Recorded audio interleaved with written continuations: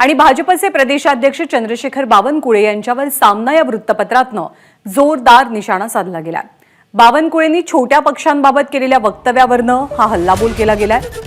जे स्वतःच परावलंबी आहेत त्यांनी दुसऱ्यांना संपवण्याची बेताल भाषा करू नये।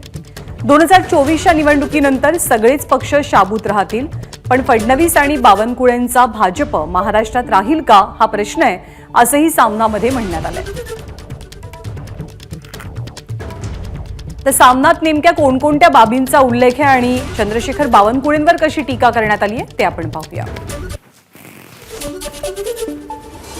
छोट्या पक्षांबाबत बावनकुळेंचं विधान लोकशाहीला घातक आहे असं सामनातनं म्हणण्यात आलंय।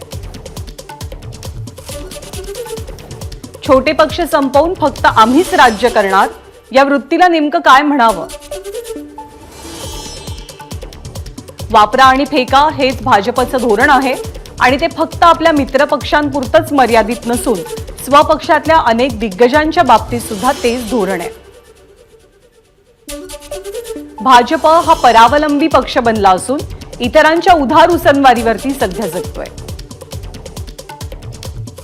ईडी आणि सीबीआयच्या कुबड्यांवरती तो टिकू नये अशी बोचरी टीका सामनातनं केली जाते। जे स्वतःच परावलंबी आहेत त्यांनी दुसऱ्यांना संपवण्याची बेताल भाषा करू नये या आशयाचं विधान चंद्रशेखर बावनकुळे यांना उद्देशून आहे। 2024च्या निवडणुकीनंतर इतर सगळे पक्ष शाबूत राहतील, पण फडणवीस बावनकुळे यांचा भाजप महाराष्ट्रात राहील का हाच प्रश्न आहे।